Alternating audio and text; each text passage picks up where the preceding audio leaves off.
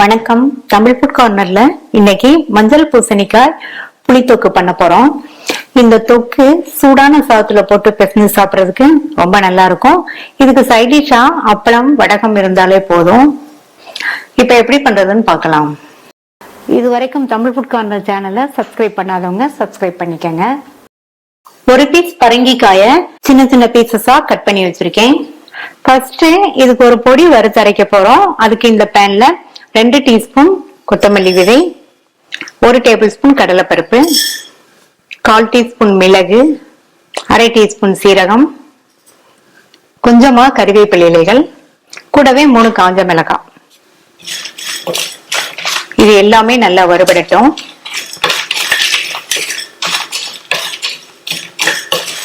எல்லாத்தையுமே நல்லா மிதமான தீயில வச்சு வறுத்துக்கங்க.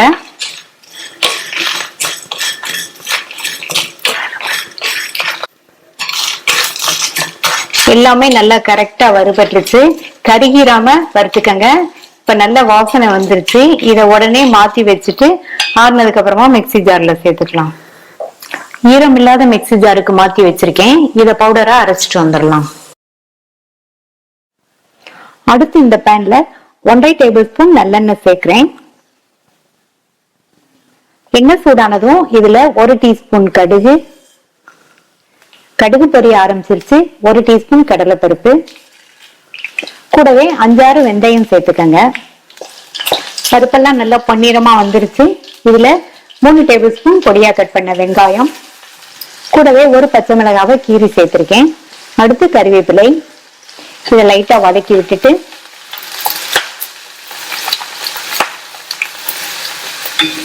ஒரு மீடியம் சைஸ் தக்காளியை கட் பண்ணி சேர்க்கிறேன். சேர்த்த இந்த வெங்காயம் தக்காளி எல்லாம் ஓரளவு வதங்கி வரட்டும். தக்காளி சேர்த்து லைட்டா வதக்கி விட்டாச்சு. இது கூட 4 பல் பூண்டை தட்டி சேர்க்கிறேன்.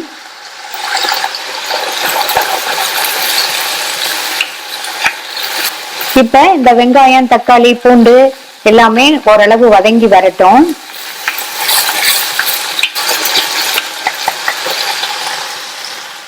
ஓரளவு வதங்கிடுச்சு. கட் பண்ணி வச்ச மஞ்சள் பூசணியை சேர்க்கிறேன். இந்த பூசணிக்காய் எண்ணெயிலேயே வதங்கி ஓரளவு வெந்து வரட்டும்.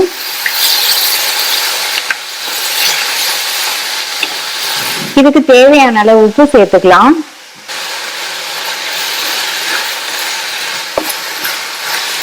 நல்லா மிக்ஸ் பண்ணி விட்டுட்டு இந்த மாதிரி வதக்கி கொடுங்க. காயெல்லாம் பாதி அளவுக்கு வெந்து வரட்டும்.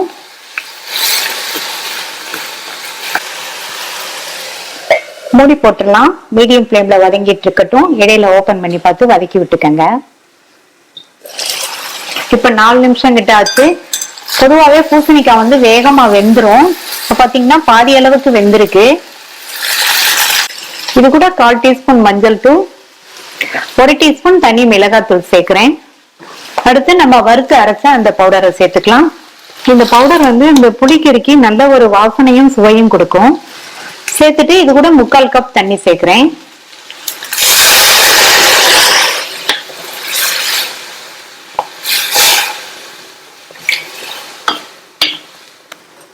மிக்ஸ் பண்ணி விட்டுட்டு மூடி வச்சிருங்க.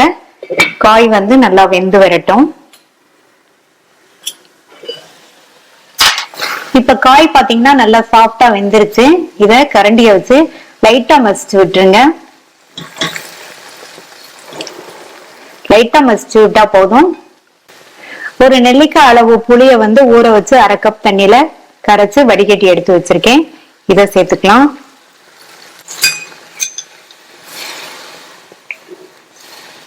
நல்லா மிக்ஸ் பண்ணி விட்டாச்சு.